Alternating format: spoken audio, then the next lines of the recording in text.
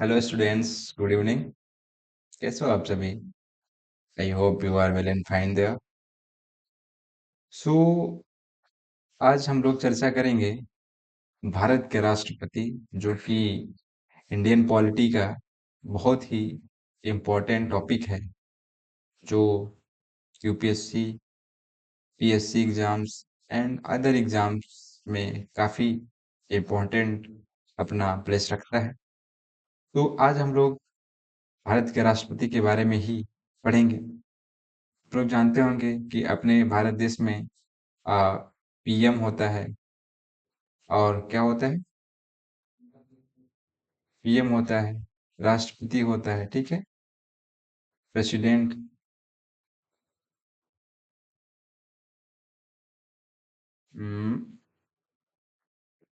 कौन कौन होता है? पीएम होता है। और अपन तो वर्तमान में अपने पीएम कौन है? श्री नरेंद्र दामोदर दास मोदी, ठीक है। और प्रेसिडेंट कौन है?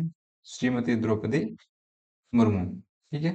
तो आज हम लोग इसके बारे में विस्तृत चर्चा करेंगे कि आखिर में राष्ट्रपति होता क्या है, इसका संविधान में कहाँ उल्लेख किया गया है, और इसका निर्वाचन कैसे किया जाता है, और इसको कौन कौन सी शक्तियां प्राप्त होती हैं। साथ ही हम लोग ये जानेंगे कि आ, राष्ट्रपति जो होता है वो सर्वश्रेष्ठ होता है या प्रधानमंत्री सर्वश्रेष्ठ होता है, ठीक है। तो आप लोगों को भी मत में काफी ये चीज रहता होगा कि प्रधानमंत्री बड़ा होता है, राष्ट्रपति बड़ा होता है। राष्ट्रपति तो पद सबसे बड़ा होता है, या प्रधानमंत्री बड़ा होगा? तो ठीक है, आज इसी डाउट को हम लोग क्लियर करेंगे, ठीक है। तो चलिए आज अपनी क्लास स्टार्ट करते हैं। फर्स्टली हम लोग इंट्रोडक्शन के बारे में चर्चा करते हैं। इंट्रोडक्शन। राष्ट्रपति भारत के संवैधानिक प्रमुख, कॉन्स्टिट्यूशनल हेड, प्रथम नागरिक होते हैं। तो जो ये प्रेसिडेंट होते हैं उसको भारत का प्रथम नागरिक बोला जाता है, यानी कि वो भारत का प्रथम व्यक्ति होता है, ठीक है। और इसको कॉन्स्टिट्यूशनल हेड भी बोला जाता है, यानी कि संवैधानिक जो भी क्रिया होती हैं उन सब का ये प्रमुख होता है, ठीक है। ये संसद का अभिन्न अंग है, ठीक है। राष्ट्रपति भारतीय गणराज्य कार्यकारी प्रमुख होते हैं, लेकिन ये वास्तविक रूप से नाम मात्र के प्रमुख होते हैं, क्योंकि कार्यपालिका की वास्तविक शक्ति प्रधानमंत्री और मंत्रिपरिषद के पास होती है। जैसा कि मैंने आपको बताया कि ये जो प्रधानमंत्री होता है वो वास्तविक चालक एक तरीके से देश का है, और जो अपना राष्ट्रपति है वो नाम मात्र का है, ठीक है। जो राष्ट्रपति का प्रावधान है वह संविधान के भाग 5 और अनुच्छेद 52 से 78 तक किया गया है, ठीक है। तो ये अपना बेसिक इंट्रो है। फिर चलते हैं आगे कि राष्ट्रपति का निर्वाचन कैसे होता है। तो हम लोगों ने इंट्रो में क्या पढ़ा कि जो प्रेसिडेंट है, प्रेसिडेंट जो होता है भारत का प्रथम नागरिक कहलाता है। वो क्या कहलाता है? प्रथम नागरिक कहलाता है, साथ ही कॉन्स्टिट्यूशनल हेड कहलाता है, ठीक है। और ये संसद का अभिन्न पार्ट होता है, यानी कि संसद कितने होते हैं? लोकसभा, राज्यसभा और क्या, राष्ट्रपति, ये तीन, ठीक है।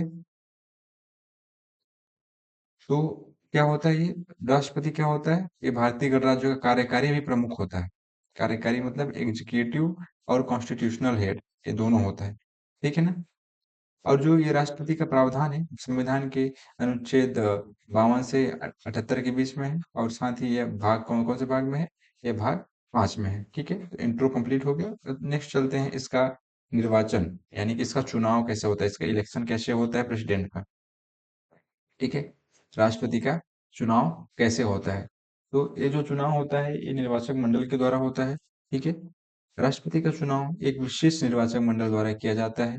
इसमें शामिल होते हैं लोकसभा और राज्यसभा के निर्वाचित सदस्य, नामित सदस्य नहीं। निर्वाचित सदस्य, ध्यान रहे, नामित सदस्य नहीं।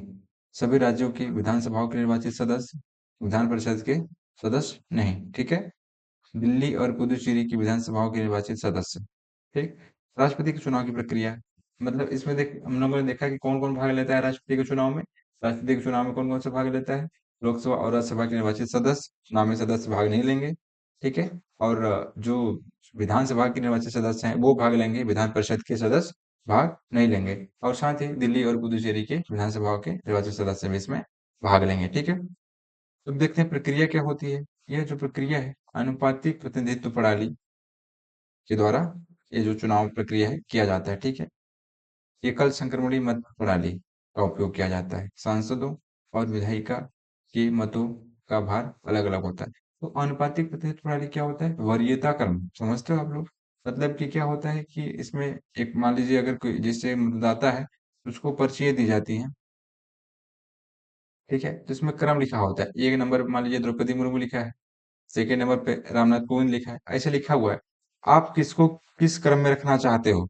अगर मैंने मान लीजिए मतदाता मैं हूँ, तो अगर मैं जैसे अपने लिख रहा हूँ अपने पत्र में, तो फर्स्टली मैं द्रौपदी मुर्मू डाल देता हूँ, सेकंड में रामनाथ कोविंद को, से थर्ड में राजेंद्र प्रसाद को, ऐसे ही आप चार नाम डालेंगे, मतलब जितने लोग रहेंगे, जितने क्या बोलते हैं कि आप उसके लिए लड़ रहे हैं राष्ट्रपति पद के लिए, तो उनको वरीयता क्रम में लिखेंगे। वैसे ही होता है कि जैसे सभी लोगों का जो फर्स्ट प्रेफरेंस रहेगा उसको राष्ट्रपति बनाया जाता है, ठीक है। देखिए इसका मतगणना कैसे किया जाता है, राष्ट्रपति की मतगणना कैसे किया जाता है। राष्ट्रपति का चुनाव प्राथमिकता क्रम के आधार पर होता है। देखो मैंने बताया ना, वरीयता क्रम या प्राथमिकता क्रम उसी को बोलते हैं, ठीक है। तो जीतने के लिए आवश्यक वोट कितने होंगे? प्राप्त वैध मतों का योग, प्राप्त जो वैध मत होंगे का बट्टे 2 प्लस 1 करके आप क्या बोलते हैं कि आप उनके मतों की गणना कर सकते हैं, ठीक है। राष्ट्रपति के चुनाव के संबंध में कुछ विवाद है। यदि राष्ट्रपति चुनाव में कोई विवाद उत्पन्न होता है तो उसका निर्णय सुप्रीम कोर्ट करता है। सुप्रीम कोर्ट का निर्णय अंतिम और बाध्यकारी होता है, ठीक है। अब इसका निर्वाचन हो चुका, तो नेक्स्ट हम लोग देखते हैं इसकी अर्हताएं क्या है, ठीक है। राष्ट्रपति बनने के लिए योग्यता यानी अर्हता, ठीक है, इसको अर्हता भी बोलते हैं, क्वालिफिकेशन फॉर प्रेसिडेंट, ठीक है। अनुच्छेद 58 के अनुसार राष्ट्रपति बनने के लिए व्यक्ति को निम्नलिखित योग्यताएं पूरी करनी होती है। ये इसकी योग्यता का जो वर्णन किसमें किया गया है? अनुच्छेद 58 में, ठीक है।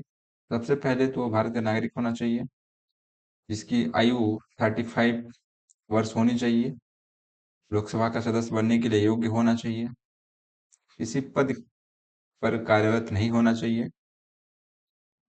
तो ये चार जो हैं इसकी अर्हताएं दी गई हैं। और भी हैं जैसे कि वो पागल दिवालिया घोषित ना हो, इस प्रकार की, ठीक है। तो मेनली है वो भारत का नागरिक हो, 35 वर्ष पूर्ण कर चुका हो, वो लोकसभा सदस्य बनने की योग्यता रखता हो, और साथ ही वो किसी लाभ पद पे ना हो, ठीक है। और इसके पद की शपथ कौन दिलाता है? इस पद की शपथ इसको दिलाता है भारत का मुख्य न्यायाधीश। यदि मुख्य न्यायाधीश अनुपस्थित है, कौन कराएगा? वरिष्ठतम न्यायाधीश का शपथ दिलाएगा, ठीक है। नेक्स्ट देखते हैं राष्ट्रपति का कार्यकाल, मतलब कि उसका टाइम पीरियड कितना होता है, कार्यकाल कितने समय तक कार्य करता है। वो कितने समय तक कार्य करता है? 5 वर्ष तक, ठीक है। फिर उसके बाद वह पुनर्निर्वाचित होता है, ठीक है ना। अपने कार्यकाल के पूरा होने से पहले वह इस्तीफा भी दे सकता है, या राष्ट्रपति को संबोधित किया जाता है, ठीक है।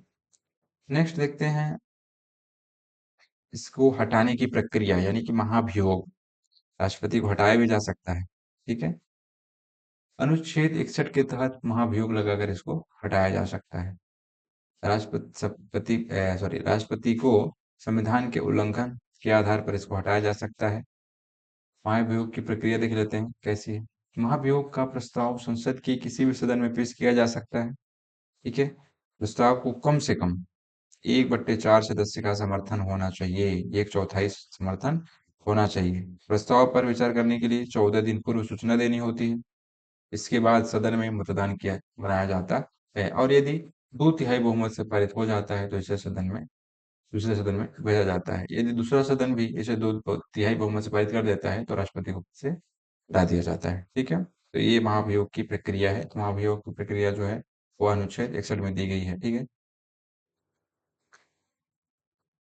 यहाँ से आपको डायरेक्ट क्वेश्चन पूछ देता है पीएससी एग्जाम्स में, यूपीएससी में भी एक आध बार आया है इसमें से, ठीक है। तो आप लोग इसको अच्छे से पढ़ लीजिएगा महाभियोग की प्रक्रिया को, ठीक है। देखते हैं नेक्स्ट इसकी पावर, प्रेसिडेंट के जो है पावर लोग देखेंगे, ठीक है।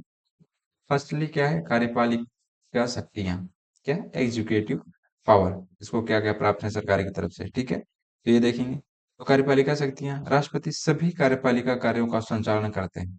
क्या करते हैं? सभी कार्यपालिका कार्यों का संचालन करते हैं, ठीक है, और प्रधानमंत्री, मुख्यमंत्री, मंत्रिपरिषद की नियुक्ति करते हैं, ठीक है। राज्यपाल, चीफ जस्टिस, सुप्रीम कोर्ट व हाई कोर्ट के न्यायाधीशों, सीएजी, सीईएस, यूपीएससी के अध्यक्ष आदि की नियुक्ति भी कौन करता है? राष्ट्रपति ही करता है, ठीक है। अब देखते हैं विधायी शक्तियां। विधायी शक्तियां कौन कौन सी हैं? सदन का सत्र बुलाना, स्थगित करना और उसे भंग करने का अधिकार राष्ट्रपति को प्राप्त है, ठीक है। विधेयक पर वीटो की शक्तियां भी प्राप्त है राष्ट्रपति को। तो वीटो शक्तियां कौन कौन सी हैं? पूर्ण वीटो, बिल को पूरी तरह अस्वीकार करना। निलंबन वीटो, पुनर्विचार के लिए विधेयक को वापस भेजना। पॉकेट वीटो, विधेयक को अनिश्चित काल तक रोक कर रखना। ऑर्डिनेंस जारी करने का अधिकार भी है इसको, यानी कि अध्यादेश जारी करने का अधिकार है अनुच्छेद 123 के तहत। तो ये वीटो क्या होता है? वीटो जो पूर्ण वीटो, यानी कि बिल को पूरी तरह अस्वीकार करना। यानी कि यदि जैसे लोकसभा से, राज्यसभा से विधेयक पास होने के बाद जब राष्ट्रपति के पास आती है, तो वो क्या करता है?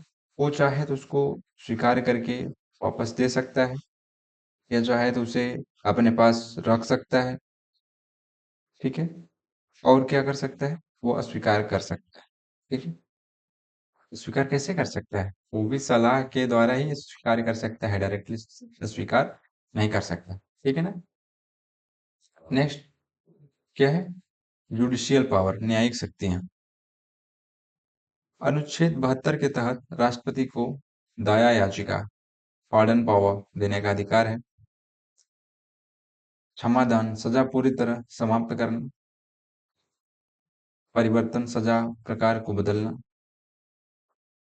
कमी, रेमिशन, सजा को अवधि घटाना। रिस्पाइट, विशेष छूट, विशेष परिस्थितियों में सजा कम करना। रिप्रीव, स्थगन, सजा को अस्थायी रूप से रोकना। तो ये इसको न्यायिक शक्तियां प्राप्त है, उसको न्यायिक शक्तियां प्राप्त है यदि कोई व्यक्ति अच्छा है, यानी उससे क्षमा प्रार्थी करता है, तो उसको व्यक्ति वो क्या है, राष्ट्रपति क्या है, उसको क्षमा कर सकता है, या उसके सजा को कम कर वो करवा सकता है, ठीक है, या सजा उसको बदलवा सकता है, ठीक है। ऐसे इस प्रकार इसको आर्टिकल 72 के तहत इसको दया याचिका के अधिकार प्राप्त है, ठीक है। आपातकालीन शक्तियां देखते हैं। इमरजेंसी पावर, राष्ट्रपति को तीन प्रकार की आपातकालीन शक्तियां प्राप्त हैं। फर्स्टली राष्ट्रीय आपातकाल, सेकेंड राज्य आपातकाल, और थर्ड है वित्तीय आपातकाल। तो राष्ट्रीय आपातकाल कब लागू होता है? राष्ट्रीय आपातकाल जब लागू होता है जब युद्ध हो, बाहरी आक्रमण कर दिया गया हो, या आंतरिक विद्रोह की स्थिति आ गई हो। यह किसमें वर्णन है? यह अनुच्छेद 352 में वर्णन किया गया है। ऐसी स्थिति में क्या करता है राष्ट्रपति? आपातकाल घोषित कर सकता है, ठीक है। सेकंड है राज्य आपातकाल। यह अनुच्छेद 356 में वर्णित किया गया है। यदि किसी राज्य में संवैधानिक तंत्र की विफलता की स्थिति आ जाती है, और यह बात राज्यपाल राष्ट्रपति को बताता है, ऐसी स्थिति में जो राष्ट्रपति है वहां पे आपातकाल घोषित कर सकता है। और थर्ड है फाइनेंशियल इमरजेंसी, यानी कि वित्तीय आपातकाल। यह अनुच्छेद 360, ठीक है, अनुच्छेद 360 में वर्णन किया गया है। यह कब लागू करता है? जब देश की वित्तीय स्थिरता खतरे में होती है, तब यह आपातकाल लागू करता है, ठीक है। ये भी तीनों आर्टिकल्स को अच्छे से पढ़ लेने हैं, ठीक है। ये तीनों आर्टिकल्स आपको अच्छे से पढ़ लेने हैं, इससे भी आपको एग्जाम्स में क्वेश्चन पूछे जा सकते हैं, ठीक है। ये काफी इंपॉर्टेंट होंगे। मैं आगे वैसे आपको एमसीक्यूज करवाऊंगा, इससे रिलेटेड जो भी पिछले वर्षों में आए हुए हैं, या जिस ज्ञानिक संभावना है, तो मोस्ट इम्पोर्टेंट मैंने एमसीक्यूज रखे हुए हैं इस चैप्टर में, तो मैं आपको आगे बताऊंगा इसको। यदि आपको वीडियो अच्छा लग रहा है तो आप वीडियो को लाइक और शेयर करिएगा अपने दोस्तों के साथ, ठीक है, और चैनल को सब्सक्राइब कर लीजिएगा, इससे आपको इससे रिलेटेड और वीडियो मिल सके, ठीक है। तो चलिए आगे बढ़ते हैं।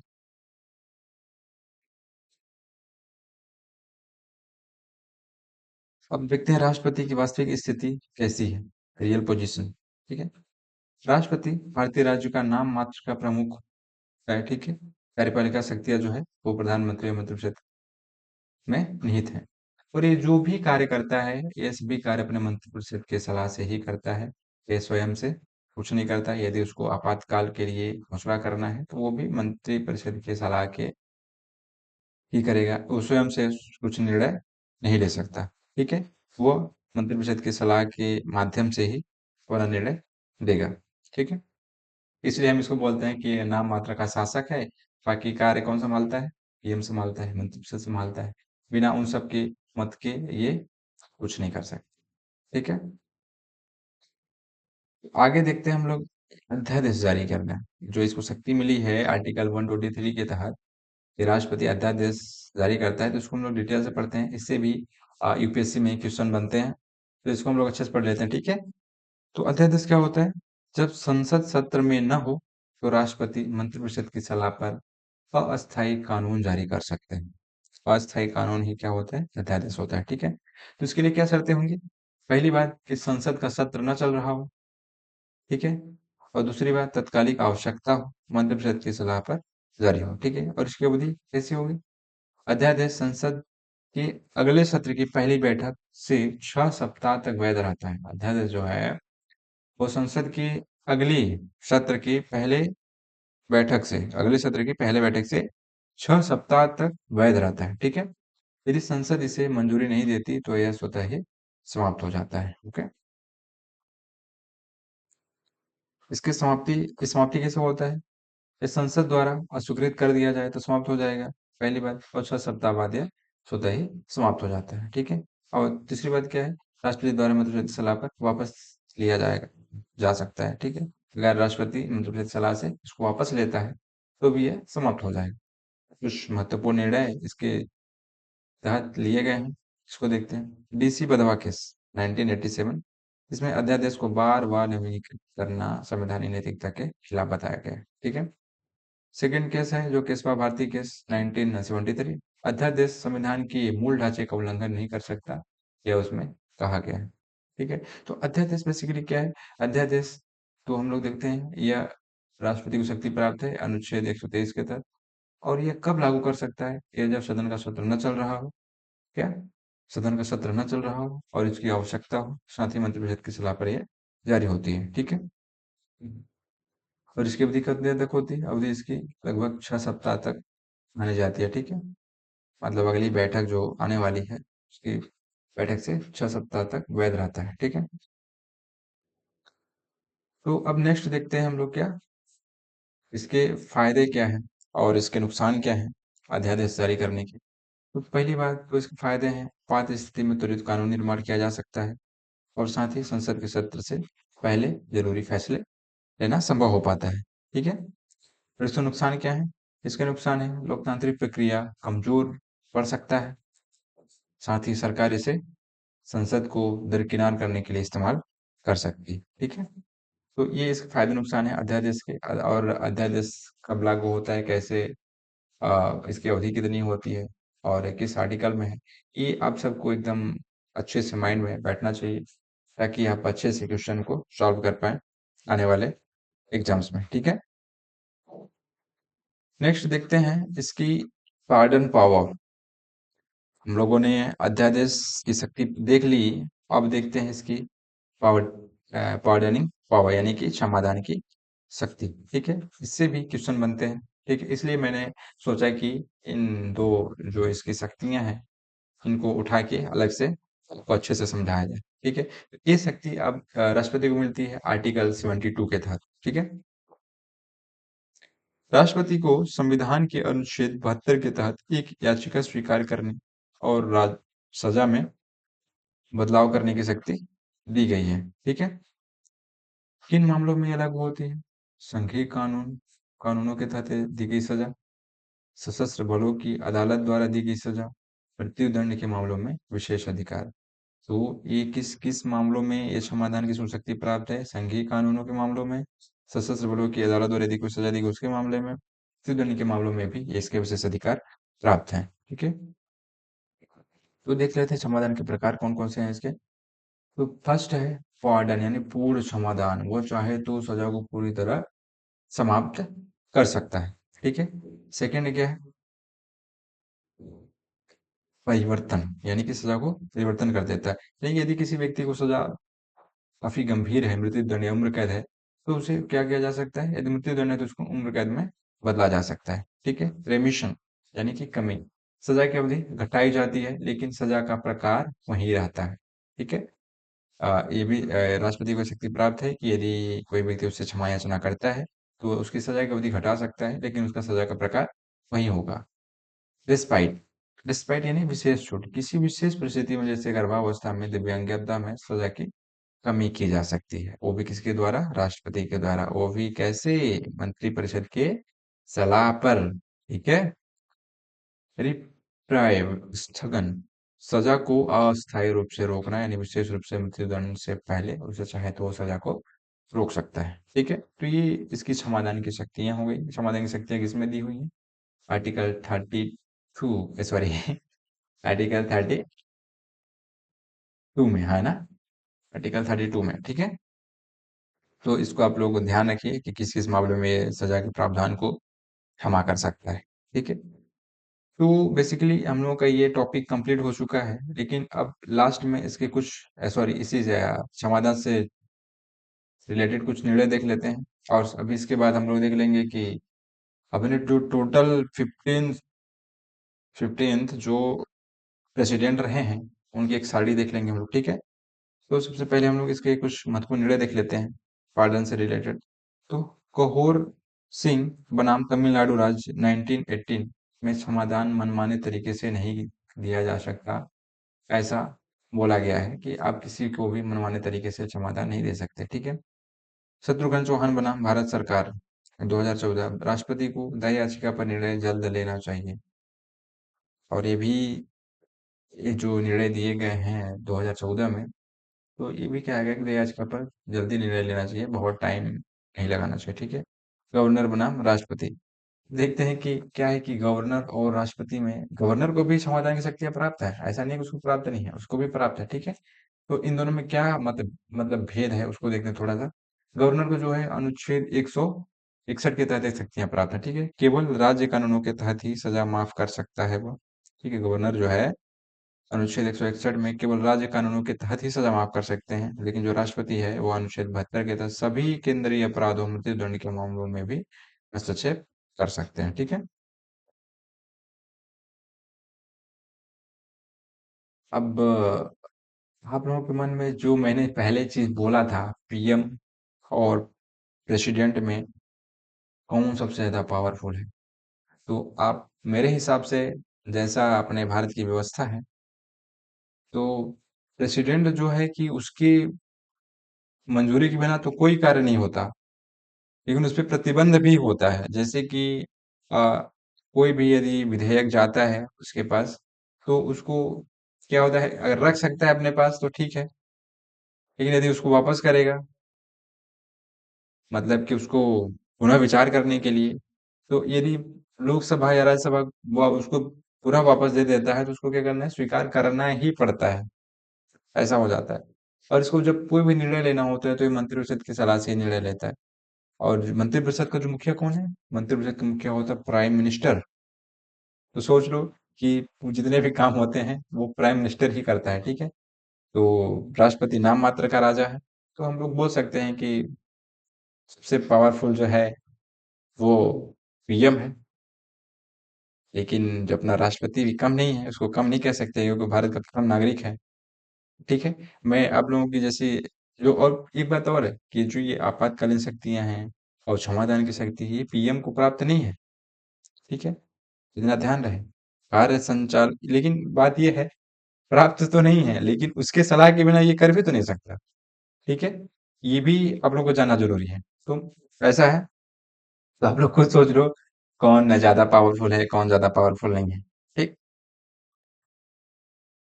नेक्स्ट देख लेते हैं हम लोग जो 15th राष्ट्रपति हैं उनके बारे में, कौन कौन रहे हैं। सबसे पहले हम लोग देखेंगे, सबसे पहले जो प्रथम, भारत के प्रथम राष्ट्रपति हैं वो कौन थे, वो थे डॉक्टर राजेंद्र प्रसाद, जिनका कार्यकाल 1950 से 1962 के बीच रहा, और ये 2 बार राष्ट्रपति बनने वाले एकमात्र व्यक्ति हैं। 2 बार। ठीक है। डॉक्टर सर सेकेंड जो राष्ट्रपति हैं वो हैं डॉक्टर राधा सर्वपल्ली डॉक्टर सर्वपल्ली राधाकृष्णन। ठीक है। इनका कार्यकाल जो है 1962 से 1967 के बीच में रहा है। और ये शिक्षक दिवस, इन्हीं के जन्म दिवस के उपलक्ष्य में शिक्षक दिवस मनाया जाता है, ठीक है, क्योंकि एक शिक्षक थे, ठीक है। डॉक्टर जाकिर हुसैन ये थर्ड प्रेसिडेंट हैं, जिनका कार्यकाल 1967 से 1969 के बीच रहा। और ये पहले मुस्लिम राष्ट्रपति थे जिनका कार्यकाल में ही निधन हो गया था, ठीक है। उसके बाद वीवी गिरी, जो कार्यवाहक रहे 1969 में, वो कार्यवाहक राष्ट्रपति रहे। न्यायमूर्ति हिदायतुल्लाह कार्यवाहक राष्ट्रपति रहे 1969 में, ठीक है। फिर वीवी गिरी बने 1969 से 1974 के बीच में स्वतंत्र भारत के पहले निर्वाचित राष्ट्रपति। ये देखिए, स्वतंत्र भारत के, आपसे क्वेश्चन ऐसा बन सकता है कि स्वतंत्र भारत के पहले निर्वाचित राष्ट्रपति कौन रहे, तो वो कौन रहे? वीवी गिरी, ठीक है। फखरुद्दीन अली अहमद 1974 1977 आपातकाल के दौरान ये राष्ट्रपति रहे, ठीक है। बीडी जली कार्यवाहक 1977 कार्यवाहक राष्ट्रपति रहे। नीलम संजीव रेड्डी 1977 से 1982 निर्विरोध चुने जाने वाले पहले राष्ट्रपति।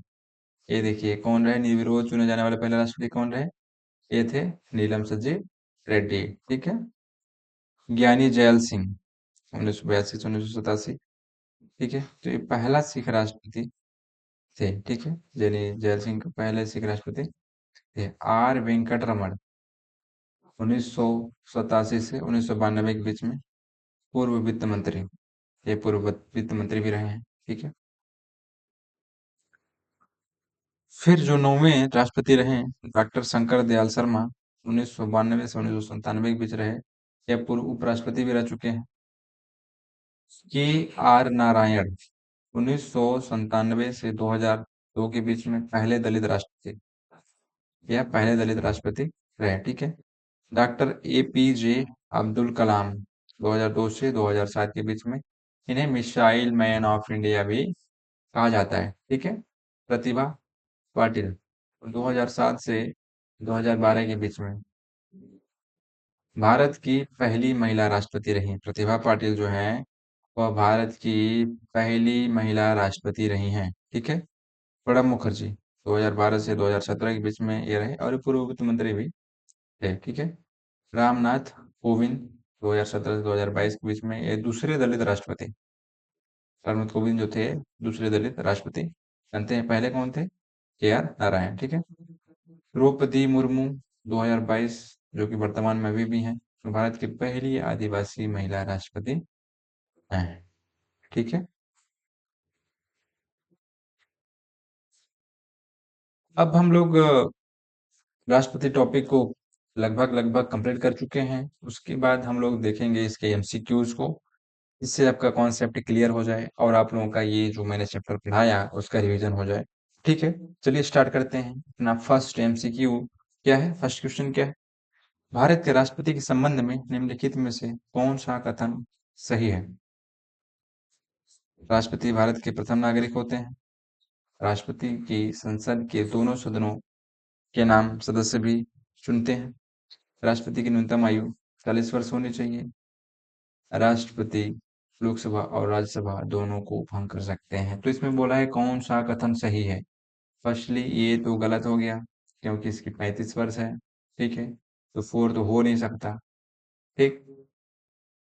4 नहीं हो सकता, मतलब ये हो नहीं सकता, ये नहीं हो सकता, ठीक है। राष्ट्रपति भारत का प्रथम नागरिक होते हैं, ये सही है। ये भी सही है, ठीक है। ये क्या है? सही है। राष्ट्रपति को संसद के दोनों सदनों से नामित सदस्य भी चुनते हैं। राष्ट्रपति को संसद के दोनों सदनों के नामित सदस्य भी चुनते हैं, ये भी सही है। राष्ट्रपति को लोकसभा राज्यसभा दोनों को भंग कर सकते हैं, क्या ये सही है? इसने पूछा है कौन सा कथन सही है, ये पूछा है, ठीक है। तो कौन सा कथन सही है? 1, 2 और 4। कौन सा? 1, 2 और 4 कथन सही है। तीसरा जो है वो गलत है, ये जो है गलत है। और लोकसभा राज्यसभा दोनों सदनों को भंग कर सकते हैं। यस, संसद के दोनों सदनों के नामी सदस्य भी चुनते हैं राष्ट्रपति को। यस, ठीक है। नेक्स्ट क्वेश्चन देखते हैं। राष्ट्रपति को पद से हटाने की प्रक्रिया से संबंधित निम्नलिखित में से कौन सा कथन सही है? बताइए आप लोग देख के। राष्ट्रपति को पद से हटाने की प्रक्रिया से संबंधित निम्नलिखित में से कौन सा कथन सही है? सही है बताना है, गलत है वो नहीं बताना है। तो फर्स्टली क्या है? राष्ट्रपति को संविधान के उल्लंघन के आधार पर हटाया जा सकता है। ये बात सही है, ठीक है। अगर वो संविधान का उल्लंघन करे तो उसे हटा सकते हैं। महाभियोग प्रस्ताव संसद के किसी भी सदन से लाया जा सकता है। ये बात भी सही है, ठीक है।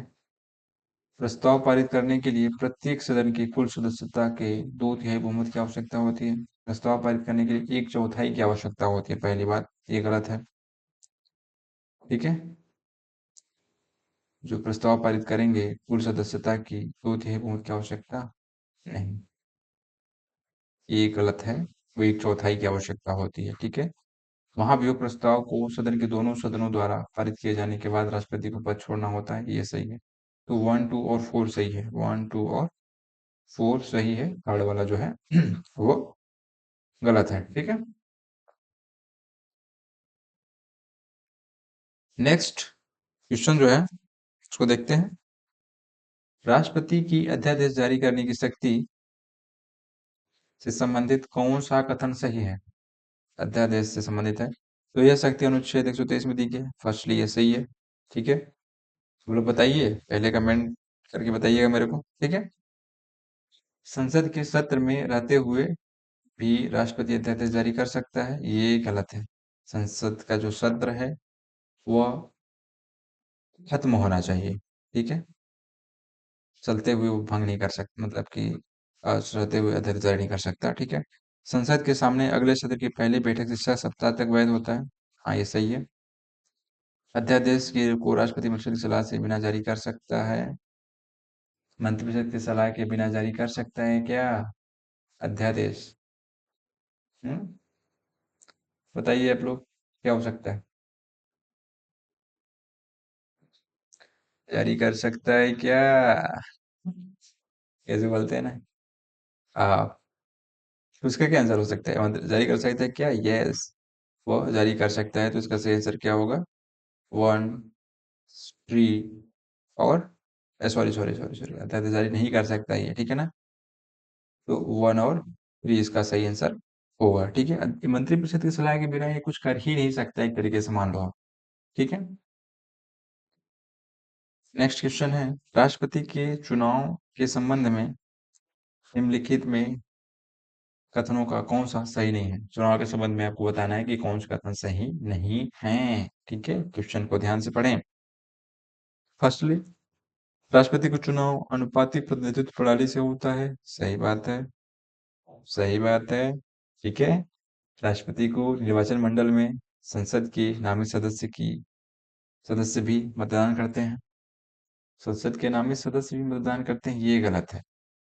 नामित सदस्य तो मतदान नहीं करते हैं, पहली बात। नामित नहीं, जो होते हैं रियल में, ठीक है, वो करते हैं। राष्ट्रपति के चुनाव में कल संगठित मत पद्धति की जाती है, ये भी सही बात है। राष्ट्रपति का चुनाव विवाद सुप्रीम कोर्ट में दायर किया जा सकता है, ये भी सही बात है। तो गलत क्या है? Question number B, okay. Bharat के राष्ट्रपति की न्यायिक शक्तियों से संबंधित निम्नलिखित में से कौन सा सही नहीं है? पहली बात, राष्ट्रपति को अनुच्छेद 12 के तहत समाधान देने की शक्ति प्राप्त है, बिल्कुल सही, ठीक है। राष्ट्रपति किसी भी अपराधी की सजा को पूरी तरह माफ कर सकता है, ऐसा हो सकता है क्या? हम्म, राष्ट्रपति के समाधान निर्णय को न्यायिक समीक्षा के तहत चुनौती नहीं दी जा सकती, ये गलत है। आई होप राष्ट्रपति केवल संघीय अपराधों पर क्षमादान शक्ति रखते हैं, तो इसको चुनौती नहीं दी जा सकती, पहली बात तो, ठीक है। ये सही नहीं है, बाकी सब सही है, ठीक है। भारत के राष्ट्रपति की कौन सी शक्ति वास्तविक रूप से नहीं होती है, वास्तविक रूप से नहीं होती है? वो कौन सी होती है? वास्तविक कार्यपालिका शक्ति। कौन सी? वास्तविक कार्यपालिका शक्ति, आप लोग जाहिर जान सकते हो वास्तविक कार्यपालिका शक्ति किसमें होती है? वो होती है पीएम में, ठीक है। किसमें होती है? पीएम में होती है। ओके। नेक्स्ट क्वेश्चन है, राष्ट्रपति सॉरी राष्ट्रीय आपातकाल लागू करने के लिए राष्ट्रपति को किसकी सलाह लेनी होती है? किसकी सलाह होती है? ऑब्वियसली बात है, मंत्रिपरिषद की सलाह। मंत्रिपरिषद की सलाह बगैर कुछ कर ही नहीं सकता, बेचारा पंगु आदमी है ना। ठीक है, नेक्स्ट देखते हैं क्वेश्चन नंबर 8। भारत के राष्ट्रपति से संबंधित निम्नलिखित में से कौन सा कथन गलत है? फर्स्ट ऑप्शन है, राष्ट्रपति को महाभियोग के द्वारा हटाया जा सकता है। बिल्कुल सही दादा। राष्ट्रपति को मंत्रिपरिषद की सलाह माननी अनिवार्य नहीं होती। राष्ट्रपति के चुनाव से संबंधित विवाद सर्वोच्च न्यायालय में जाता है। बिल्कुल सही। राष्ट्रपति के अध्यादेश संसद द्वारा अस्वीकृत किए जा सकते हैं। क्या ऐसा संभव है कि अध्यादेश संसद द्वारा अस्वीकृत किए जा सकते हैं? क्या राष्ट्रपति को मंत्रिपरिषद की सलाह माननी अनिवार्य नहीं होती? मुझे पता है आप लोगों को इन्हीं दो में कंफ्यूजन हो रहा होगा, बाकी तो हो गया होगा सही। ठीक है, तो इसका सही आंसर क्या होगा? राष्ट्रपति को मंत्रिपरिषद की सलाह माननी अनिवार्य नहीं होती, या राष्ट्रपति के अध्यादेश संसद द्वारा अस्वीकृत किए जा सकते हैं। इसको अस्वीकृत नहीं किए जा सकते, इसका सही आंसर यही होगा। ठीक है, तो ये गलत है। ठीक है,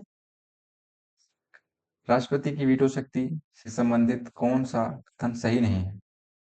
राष्ट्रपति के पास पूर्ण वीटो होता है, राष्ट्रपति के पास जेब में रखने वाली वीटो होता है, राष्ट्रपति के पास निलंबन वीटो होता है, राष्ट्रपति के पास संविधान संशोधन पर वीटो नहीं लगा सकते। राष्ट्रपति संविधान संशोधन विधेयक पर वीटो नहीं लगा सकते हैं। ये तो सही बात है यार। राष्ट्रपति के पास निलंबन वीटो नहीं होता। निलंबन वीटो में सस्पेंस वीटो ये तो होता है, वकील वीटो भी होता है, एब्सोल्यूट वीटो है। तो इसका आंसर क्या होगा? ये होगा। ठीक है, राष्ट्रपति के चुनाव में कौन भाग नहीं लेता? कौन भाग नहीं लेता है? नामित सदस्य भाग नहीं लेते हैं, यानी कि विधान परिषदों के भी सदस्य भाग नहीं लेते हैं। ठीक है, निम्नलिखित में से कौन से राष्ट्रपति के चुनाव में भाग नहीं लेता? राष्ट्रपति चुनाव में कौन से भाग नहीं लेता? ये देखो मैंने बताया था ना, नामित सदस्य भाग नहीं लेते। ठीक है, राष्ट्रपति चुनाव के दौरान सांसदों एवं विधायकों की मतों का मूल्य किस पर निर्भर करता है? किस पर मूल्य निर्भर करता है? राज्य की जनसंख्या और निर्वाचित विधायकों की संख्या पर। ठीक है, राज्य में राष्ट्रपति का चुनाव कौन संचालित करता है? कौन? निर्वाचन आयोग करता है, जाहिर सी बात है। ठीक है, निर्वाचन आयोग ही करेगा। राष्ट्रपति के संबंध में कौन सा कथन सही है? 35 वर्ष होनी चाहिए उसकी आयु, ये भी सही बात है। राष्ट्रपति लोकसभा का सदस्य बनने योग्य होना चाहिए, ये भी सही बात है। राष्ट्रपति द्वारा संसद द्वारा पारित किसी विधेयक को अस्थायी रूप से रोक सकता है। राष्ट्रपति संसद द्वारा किसी भी स्थायी रूप से रोक सकता है। राष्ट्रपति किसी भी व्यक्ति को क्षमा देने की शक्ति देने रखता है। तो कौन सा कथन सही नहीं है? तो ये वाला जो कथन है यह सही नहीं है। राष्ट्रपति किसी व्यक्ति को समाधान देने की शक्ति यह है। ठीक है, तो ये वाला जो है इसका सही आंसर है। ठीक है, ऑप्शन नंबर सी। निम्नलिखित में से कौन सा अनुच्छेद राष्ट्रपति के महाभियोग से संबंधित है? महाभियोग अनुच्छेद 61। ठीक है, अनुच्छेद 123, अध्यादेश 172, महाभियोग और सॉरी महाभियोग बोल रहा हूँ, 72 समाधान का। ठीक है, नेक्स्ट है, राष्ट्रपति की कार्यकाल अवधि कितनी है? वो कितनी है? 5 साल। ये तो छोटा बच्चा ही बता देगा। ठीक है, राष्ट्रपति द्वारा जारी किया गया अध्यादेश कितने समय तक वैध रहता है? कितने समय तक वैध रहता है? 6 सप्ताह। ये आने वाली जो बैठक है, पहली बैठक, उससे 6 सप्ताह तक वैध रहेगा। ठीक है, नेक्स्ट है, राष्ट्रपति को कौन सा विशेषाधिकार प्राप्त है? फर्स्ट है, वे स्वयं कानून बना सकते हैं, वे संसद को भंग कर सकते हैं, उन्हें किसी भी अदालत में मुकदमा नहीं चलाया जा सकता, वे किसी चुनाव में भाग ले सकते हैं। तो राष्ट्रपति को कौन सा उच्च अधिकार प्राप्त है? वो राज्य कानून बना सकते हैं, ये तो गलत बात है, ये नहीं कर सकते। ये संसद को भंग कर सकते हैं क्या? उन्हें किसी भी अदालत में मुकदमा नहीं चलाया जा सकता, ये शक्ति प्राप्त, उन्हें किसी भी अदालत में मुकदमा नहीं चलाया जा सकता है। ठीक है, निम्नलिखित में से कौन सा राष्ट्रपति की विधायी शक्तियों में शामिल नहीं? संसद का सत्र बुलाना शामिल है, संसद को भंग करना शामिल है, धन विधेयक को मंजूरी देना, संविधान में संशोधन करना, ये शामिल नहीं है। ठीक है, तो ऑप्शन में डी आंसर हो जाएगा। ठीक है, नेक्स्ट क्वेश्चन है, राष्ट्रपति की क्षमादान शक्ति से संबंधित कौन सा कथन सही नहीं है? क्षमादान शक्ति ये सही है। ठीक है, मृत्युदंड मामलों में भी दया याचिका पर निर्णय लेने का अधिकार है, ये भी सही है। राष्ट्रपति केवल केंद्रीय अपराधों पर समाधान दे सकता है, राष्ट्रपति समाधान निर्णय न्यायालय में चुनौती नहीं दी जा सकती, ये गलत है कि वो चुनौती दी जा सकती है। ठीक है भैया, राष्ट्रपति के चुनाव में न्यूनतम कोटा कैसे तय किया जाता है? न्यूनतम कोटा कैसे तय किया जाता है? यह प्राप्त वैध मतों का योग बट्टे 2+1 के फार्मूले से तय किया जाता है। ठीक है, राष्ट्रपति कौन सा पदनाम धारण करते हैं? कौन सा पदनाम धारण करते हैं ये? भारत के प्रमुख कार्यकारी अधिकारी या भारतीय गणराज्य के प्रमुख और प्रथम नागरिक, है ना? राष्ट्रपति की वीटो शक्ति में कौन सा प्रकार नहीं आता? वीटो शक्ति में कौन सा प्रकार नहीं आता? कौन सा नहीं आता? आंशिक वीटो, सस्पेंस, ऑब्सोल्यूट, पूर्ण वीटो नहीं आता भैया, ऑब्सोल्यूट वीटो नहीं आता है। ठीक है ना, राष्ट्रपति की अध्यादेश शक्ति से संबंधित कौन सा कथन गलत है? राष्ट्रपति की अध्यादेश की शक्ति से संबंधित कौन सा कथन गलत है? अध्यादेश के सत्र में रहते हुए जारी किया जा सकता है, अध्यादेश संसद केवल सत्र न होने की स्थिति में जारी किया जा सकता है, ये भी सही है। अध्यादेश संसद की अध्यक्ष, ये भी सही है। राष्ट्रपति मंत्रिपरिषद की सलाह पर अध्यादेश जारी करता है, ये भी सही है। तो गलत कौन सा है? फर्स्ट वाला जो है वो गलत है। ठीक है, राष्ट्रपति की कौन सी शक्ति कार्यपालिका से संबंधित नहीं? राष्ट्रपति की कौन सी शक्ति है जो कार्यपालिका से संबंधित नहीं है? वो कौन सी शक्ति है? कार्यपालिका से संबंधित नहीं है, मंत्रिपरिषद की नियुक्ति सही है, राज्यपाल की संसद को भंग करना, ये भी कार्यपालिका की शक्ति के अंतर्गत आता है। न्यायाधीशों को हटाना,